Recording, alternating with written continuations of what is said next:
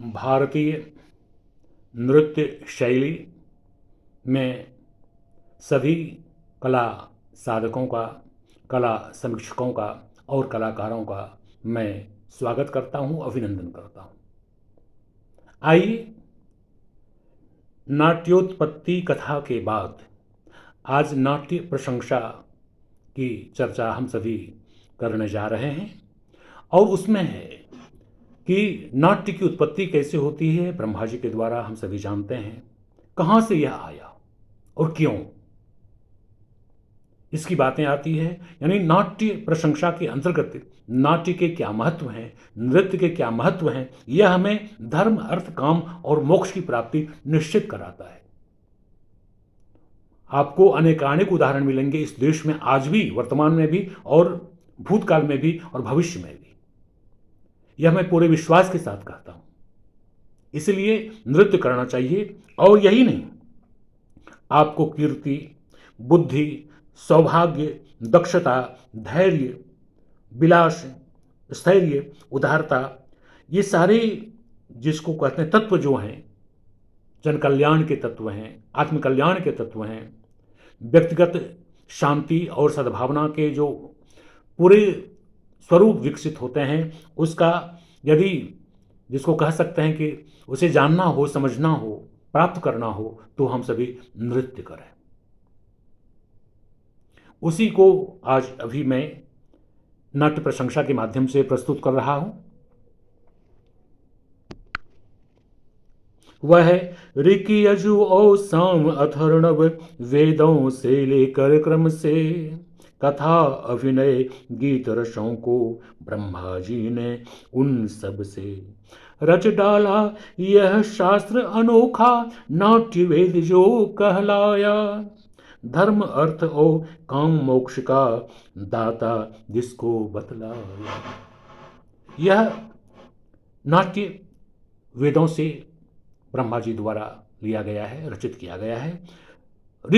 ऋग्वेद से, यजुर्वेद से, सामवेद से, अथर्ववेद से। और उनकी कृपा से जो इसे करता है, जो इसकी साधना करता है, उसे धर्म, अर्थ, काम और मोक्ष की प्राप्ति अवश्य होती है। यही नहीं, कीर्ति, बुद्धि, सौभाग्य, दक्षता, धैर्य, विलास, स्थैर्य, उदारता, वृद्धि करता इन सब की ओ हरता दुख शोक आर्तता।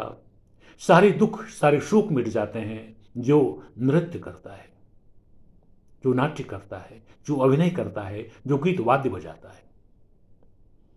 और ब्रह्मानंद से भी बढ़कर जो सर्वत्र माना जाता, ब्रह्म आनंद, ब्रह्मानंद की प्राप्ति, उससे भी उच्च स्वरूप में विकसित है हमारा संगीत, हमारा नृत्य। वेद में यही व्याख्या ब्रह्मा जी के द्वारा की गई है। और वर्णा नारद आदि ऋषियों का कैसे चित्त चुराते चुराते पाता। कोई भी संगीत में आज भी आप देखें, संगीत में ऐसा सम्मोहन है कि कोई भी इसके वशीभूत हो जाता है।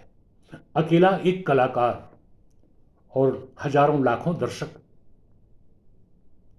उसे श्रद्धाभाव से सुनते हैं, पूजते हैं। उसका एकमात्र कारण है प्रभु कृपा। और नाट्य के स्वरूप का जिसने जितनी साधना किया है, उसको उतने ही फल मिलते हैं। और जिस पर कृपा होती है प्रभु की, वही नाट्याभिनय भी कर सकते हैं, संगीत सीख सकते हैं, उसकी प्रस्तुति करते हैं। तो आज आपके समक्ष नाट्य प्रशंसा में अभिनय दर्पण के माध्यम से मैंने अपनी बातों को रखा।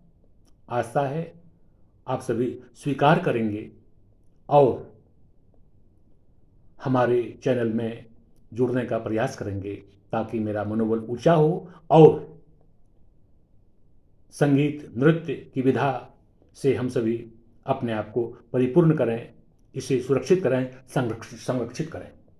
आज के लिए इतना ही। जय श्री कृष्ण।